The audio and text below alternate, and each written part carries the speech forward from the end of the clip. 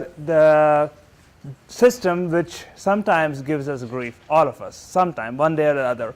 So common GI problems will initially begin with symptoms and conditions which cause those symptoms, and then look at the common reasons why people get GI disorders, and then from there we'll pick one example and we'll talk about that, and then we'll talk about treatment options. So that's the roadmap for today. And when I was told by Sue that we will do all this thing in 30 minutes, so I said, that's impossible, but let's see how we do with this. That's my favorite character. Okay, so common GI symptoms. What are the common GI symptoms? Starting from the top, heartburn, difficulty swallowing, bloating, sensation of abdominal getting distended. Early satiety means half a sandwich, you're full. That is not normal. Constipation, again, it is something that happens time to time to everybody. Nausea, vomiting, abdominal pain, flatulence. Trivia. A person, what's an average number of flatulence per day? That's normal. We have counted it. Any takers? 17. Somebody knew that answer. That's the right answer. Diarrhea and bleeding. So these are the common GI symptoms we see in the clinic, and let's see what causes it. Gastroesophageal reflux disease. Now here we mean that the heartburn is being caused by acid being in the esophagus. Remember, heartburn is not a condition of overproduction of acid. It is acid in the wrong place. And we treat this condition by suppressing the acid, which eventually over time can cause symptoms of too much of good bacteria, or sometimes it has been reported to cause infections like C. difficile. So it's something that we always want to keep an eye on. Irritable bowel syndrome. That is a common thing that we see in our clinic: abdominal bloating, gasiness, pain. Generally, in a patient with IBS, we want to make sure that they do not have weight loss, they do not have night diarrhea, or have bleeding. If these were to occur, it is generally is not IBS, something else is causing those symptoms. Iron deficiency anemia is another reason we see patients in the clinic. It could be because of slow bleeding, because of an blood vessel, or the reason we get seen is the risk of colorectal cancer causing this. Celiac disease, it's another condition which is allergy to wheat, and that also causes iron deficiency anemia. Chronic constipation, achalasia is a condition of the esophagus which makes things not pass from the esophagus into the stomach. Pelvic floor dysfunction. Now, we have this muscle in our pelvic floor which helps us control our bowel movements. See, we are bipedals. Once upon a time, we were not bipedals. And given the anatomy that we have now, it prevents us from soiling our pants all the time because of the pelvic floor muscle. Many times, it does not work. Leads to diarrhea or constipation.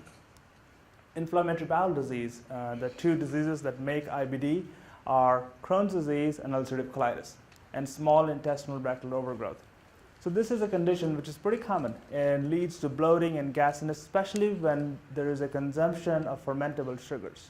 And there are many reasons why people have it. It could be genetic, it could be immune, it could be immunosuppression because of the medication we give patients.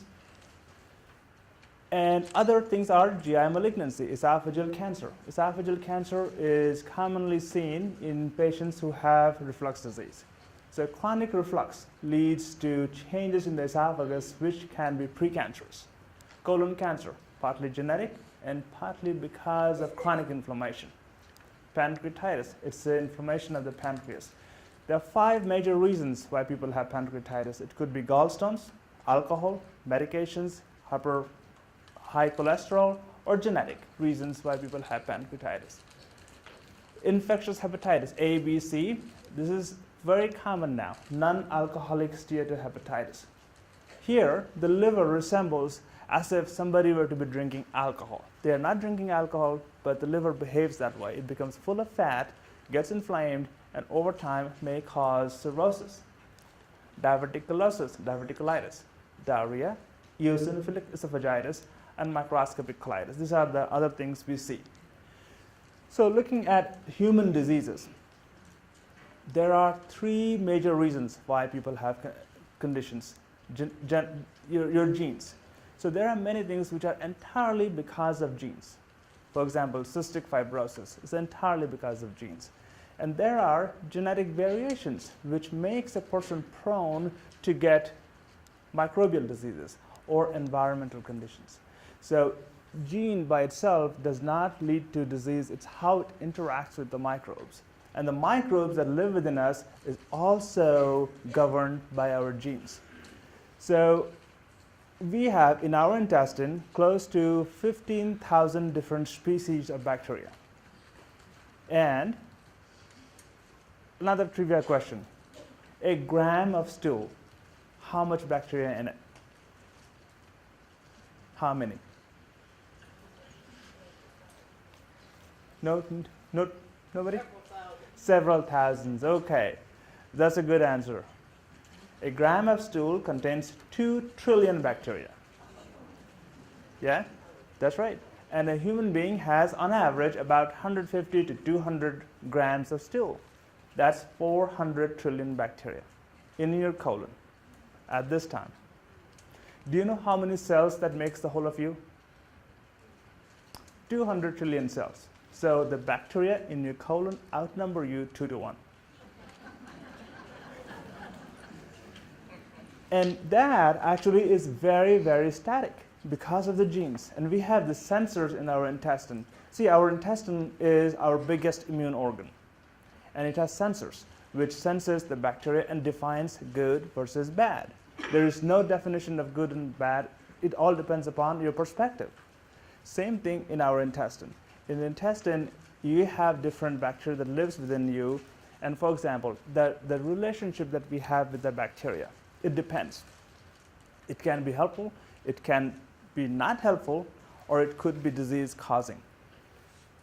There are several lifestyle choices. If in certain individual, because of certain bacteria that lives within their colon, they're more prone to have problems. For example, we know we have done mouse knockout model. We introduced certain bacteria in a mouse, and that mouse became obese. We knock out a gene. There is a mouse called OB negative mouse, and this mice tend to become obese, eating the same food, or rather we call mouse chow. The other normal mice would not get obese. And as we are knowing, more and more diseases are turning out to be an interplay between our genes and microbes. Okay, so an example of microbial diseases. So here we looked at by a technique called pyrosequencing of 16S RNA. These microbes that live within our colon are very, very fragile. We cannot culture them. We know by looking at the 16S RNA. And we look at the mouse, which is in the red, and human, which is in the blue, very similar. Because mice and human, if you trace back millions of years ago, they came from the same origin. That's right. And there's very, very little difference between mice and human genome in terms of the bacteria. Now this, if you look at the bacteria, you can divide them into 2 major categories, the good and the bad. Like, all good story, good and a bad. You have the Archaeobacterium and the Eubacterium. The Eubacterium are the good ones, and the Archaeobacterium are not so good ones. How we relate to the microbes. We have the mutualism and we have pathogenicity. This is Clostridium, a bad bacteria. And this is a lactobacillus that gives you the yogurt. And we have symbiosis and commensals. Commensals comes from the Latin word sharing the same table. So you have bacteria in your gut eating the same food that you are, and you are eating the same food. And then there are symbionts. There are bacteria which produces vitamins and factors for us. And for example, many times we give patients antibiotics, and certain factors and vitamin K, for example, goes very low. IBS is microbial. Gastric ulcer is microbial. Crohn's disease, ulcerative colitis, which we thought was autoimmune disease, which still many people think is autoimmune disease, is not autoimmune, it is microbial. Small intestinal bacterial overgrowth, infectious hepatitis, and colitis. These are all microbial GI disorders. So what is IBS? So IBS is a diagnosis predominantly of exclusion. There's no particular test. Just recently a paper came out looking at a blood test for IBS. 20% of American population may have IBS, predominantly seen in females. It is defined as abdominal pain, which does not have, along with any symptoms of weight loss or rectal bleeding. It may have visceral hypersensitivity along with it. And there are three kinds of IBS. IBS with diarrhea, IBS with constipation, and IBS with alternating symptoms, diarrhea and constipation going back and forth. So defined by 12 weeks or more of these symptoms. And 30% of patients who have IBS will tell me, Doc, I was fine that day till I went to that particular store and I had a yogurt and I had a bad case of gastroenteritis and it has been 10 years, I have never been the same again. That's typical of IBS. 30% will have post-infectious change in the bacteria in the gut. How do we treat it? Fiber.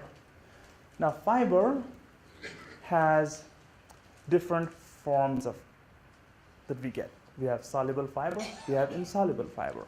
We have fiber that tends to bloat, we have fibers which does not tend to bloat. And in certain individuals, because of the microbes that live in the colon, the fiber, though called 0 calories, they can get calories out of it. Our intestine can ferment fibers and make short-chain fatty acids, which have calories. So a slice of bread for an individual may be 80 calories, but for another individual, it may be 150 calories. Then we use antispasmodics like dicyclomine, hyoscyamin, antidiarrheals, old-fashioned tricyclic antidepressants. SSRIs are the newer antidepressants. Probiotics, I'll talk more about that. And there are recent papers looking at antibiotics. Now, antibiotics has to be very targeted. It cannot be a broad spectrum antibiotic. Whenever we do broad spectrum antibiotic, bad guys come in and give all kind of antibiotic associated diarrhea, C. difficile colitis, bad things happen. And then the low FODMAP diet. It is fructooligosaccharides, sugar polyols that is everywhere and causes bloating and gasiness. Apples, onions, garlic, leeks, artichokes, they are full of FODMAP. Chewing gum, which has artificial sweetener, xylitol, maltitol, 0 calorie chewing gums, they are also bad. Okay, Helicobacter pylori. This is an endoscopic picture. This is a bacteria. In 1980s, when Helicobacter pylori, nobody knew what caused gastric ulcer. It was thought to be stress. It was thought to be because of lifestyle choices. And this one particular doctor from Australia did not believe that. And he was in Kansas at the time, Kansas City, in KU Medical Center. And he insisted that this is because of a bug, and he presented papers to the National GI meeting, and he was laughed out. And nobody listened to him till he gave himself this infection. He drank the juice from a patient who had this ulcer. He did an endoscopy, showed that he had an ulcer, treated himself, cured the ulcer. And you know what? 10 years ago, he got the Nobel Prize for it. Yes. So Helicobacter pylori gastritis. It has been classified as WHO as a carcinogen. Pretty common. I've been here for 6 months. I may have diagnosed about 20. Okay. This is how a gastric ulcer looks like. Another gastric ulcer. This is my scope making a U-turn, and this is a gastric ulcer. This is a gastric ulcer which had just bled, and this is a clot. I'm sorry, nobody, throw up your lunch. And this is a ulcer with a clot. Okay, genetic diseases, diverticulosis, colorectal cancer, hemochromatosis. I've just chosen 4. There are many GI disorders which are genetic, but these are the common ones we see. Diverticulosis is pretty common. Now what happens, our intestine is a tube, and this tube has 4 layers. And this tube needs to be fed blood. So the blood supply comes from outside. To get in, it has to make a hole, and it comes in. But that's the place of weakness, because our intestine has pressure. And because of that, it out pockets. So we can see diverticulosis in the right side of the colon, in the middle of the colon, in the left side of the colon. The right-sided one tend to bleed. The left-sided one tend to get infected and cause diverticulitis. Colorectal cancer is partly genetic because of mutation. Hemochromatosis is another condition in which, see, we have in our system checks and balances built in.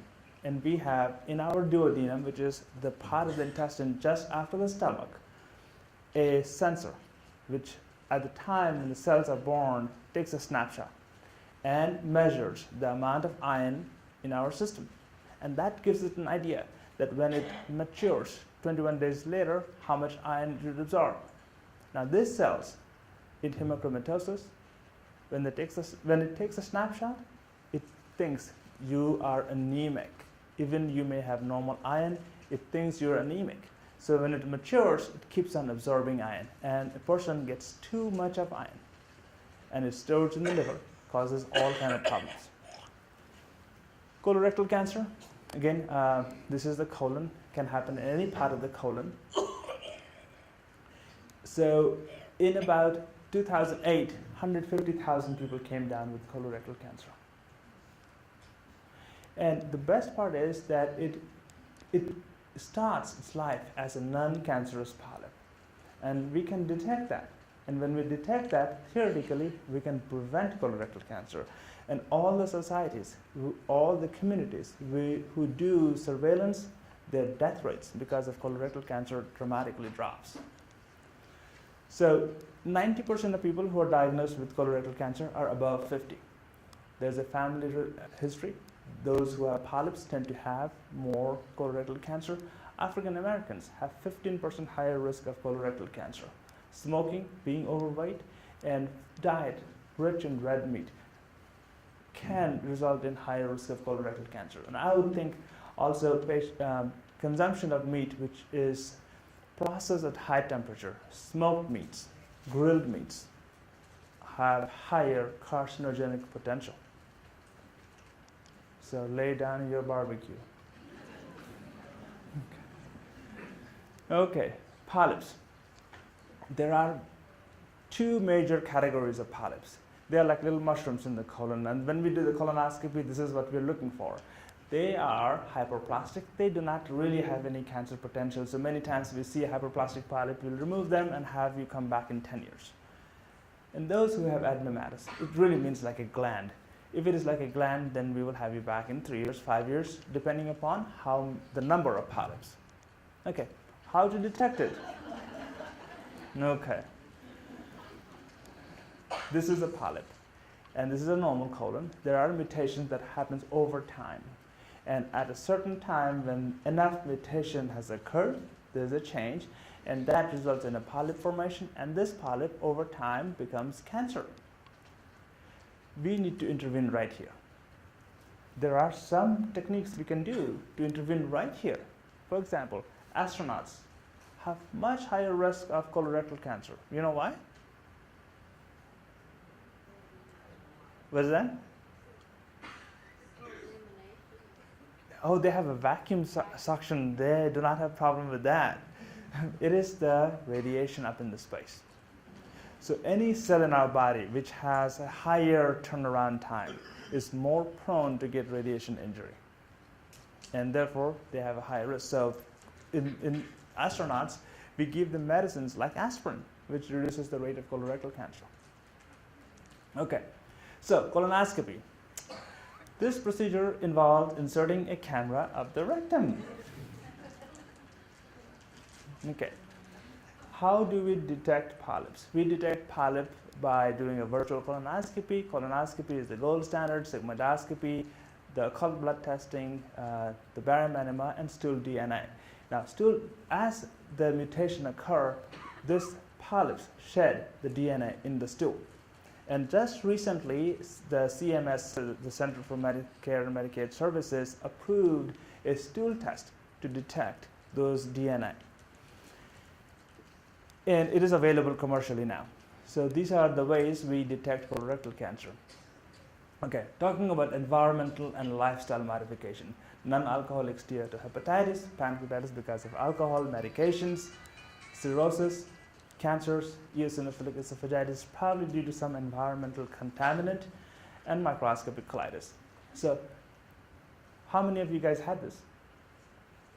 Foie gras. No? I know it looks yucky, but it's supposed to be a delicacy, right? It is made by force feeding a duck corn and is fed, force fed about 112 days, and 3 months down the road it is killed and you get foie gras. It's exactly the same thing happens in humans. It's called non-alcoholic steatohepatitis. There it is. It's very common. More common than you would think, and it's because of corn syrup, high fructose corn syrup. So this is fatty liver, and this is normal liver. When you look under the microscope, these white holes, these bubbles that you're seeing are fat cells. Okay. Fatty liver, also alcoholic liver disease, 15 million people, and this non-alcoholic liver disease, which is the NASH, is the most common chronic liver disease in the US, foie gras. And in 10 to 20 years, it will be the most common and the most common reason why people will get liver transplant. Okay, so it is because of too much fat. More than 30% of adults have it, and about 20% of obese people, about 70 people who are undergoing bariatric surgery will have NASH. So when we do this bariatric surgery, we put our scopes in the belly, and guess what we see? Yellow liver, and that is NASH. Okay, so obesity is one of the biggest risks. Type 2 diabetes, insulin resistance, which again results in metabolic syndrome, which causes hypertension, heart disease. NASH is there, dyslipidemia. They are all part of the three. All four things part of one thing, the metabolic syndrome, in which there is insulin resistance. For example, if you have corn syrup, high fructose corn syrup has glucose and fructose in its molecule. When it is not used, it gets converted in the liver to triglycerides. So a carbohydrate diet leads to hypercholesterol, not the fat. Fat does not cause cholesterol, it is the carbs. Okay, so what do? Weight loss. Weight loss is the most important thing that people can do to reduce the risk of fatty liver. Generally, we recommend trying to get to the recommended weight range. Alcohol consumption should be avoided. Okay, so show me the data. I'm going to show you the data from Star Trek. All right, let's talk about Reno County compared to what Kansas does and the common things that we can intervene and change. So if you look at heart disease, the orange, kind of dark orange, is Reno County, and this is Kansas. Cancer, cerebrovascular accidents, these three can immediately be changed. These are the things that are preventable. These are the things that as lifestyle modification can help reduce. Looking at the potential life lost in Kansas, heart disease, cancer, CVA, three major things. These are the things that we can immediately do by diet and exercise and weight loss and various other things to reduce the death rates from these things.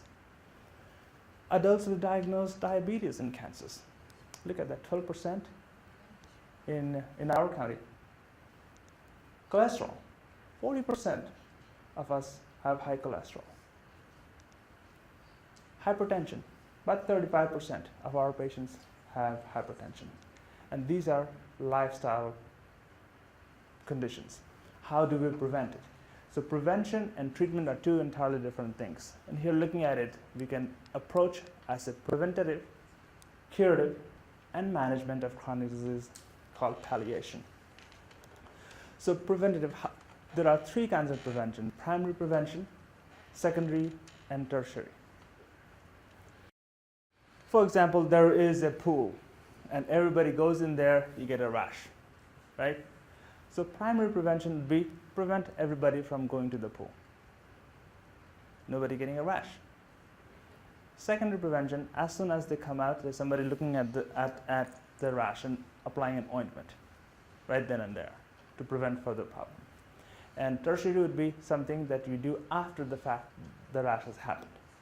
These were 3 examples of preventative strategies.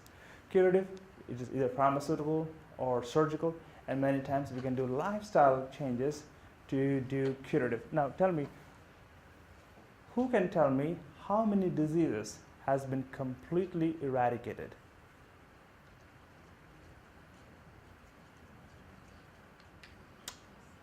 Yeah? Really nothing. Rinderpest in animals has been eradicated. Yeah? Polio to a certain extent. Smallpox. The only place where diseases have been eradicated is Mars. You know, H.G. Wells, the story about Mars, Martians don't have any infectious diseases. That's right. Okay. So other preventative strategies, we look at hip-waist ratio. If somebody's belly is bigger than the hips, they have problem. They have higher cardiovascular disease, they have syndrome X, they have hypertension, they have cholesterol problems. That's one of the easiest thing you could do. Better than BMI, better than your total body weight. And then we want to do weight loss. Weight loss is not only just simple plain weight loss. Lose weight and everything will be fine. It is the total body fat. So you maintain your lean body mass as you're losing your weight. Lifestyle modification for many diseases. We talk about gluten, lactose, FODMAPs. In our practice, we use FODMAP quite a bit, and avoiding nightshade family. So people who have allergic responses, avoiding foods from the nightshade family helps a lot. Potatoes, capsicum, those kind of things. Portion control, your carbohydrate intake is one of the biggest factors of all the chronic diseases. Imitation food. Okay, is Sara Lee bread a real bread? No, it's imitation bread. But if they were to label it imitation bread, will you eat it? No, it has 39 ingredients. A bread has only 5 ingredients. So there are many things that we have in our store which are not real. It's all imitation. Margarine is imitation butter. If you eat real butter from grass-fed cows, there should not be any problem. Limit alcohol and fiber. So fiber intake. So average American, do you know what's the average fiber intake? Yeah? It's 9 grams per day. Do you know our ancestors, how much they used to have when they're pre-agrarian society, before we became farmers? The average fiber intake was about 100 grams to 150 grams. They did not have dental cavities. And it's good for the soul too. So these are the examples. Apples, 2.8 grams, beans, 5 grams, berries, 5 grams, potato, 1.8 grams. And again, meat, dairy do not have any fibers. What are the examples of good fibers? Salads. Is it a good source of fiber? Yeah? What's that? Depends on the salad. Okay. What kind of salad do you think is a good source of fiber? Spinach is mostly water. Salad is not a good source of fiber. It's mostly fat, because what happens is that after you have added the dressing, all the water gets absorbed and you end up with fat. So cooked vegetables is a better source. Okay. Benefits of dietary fiber. There's a whole bunch of, you can go on and on about how good fiber is. 25 to 35 grams. 1 gram of fiber leads to 5 grams of stool. You should aim for about 150 to 200 grams of stool. That will be about 35 grams of fiber. Okay. Otherwise, I'll have to talk to you about this.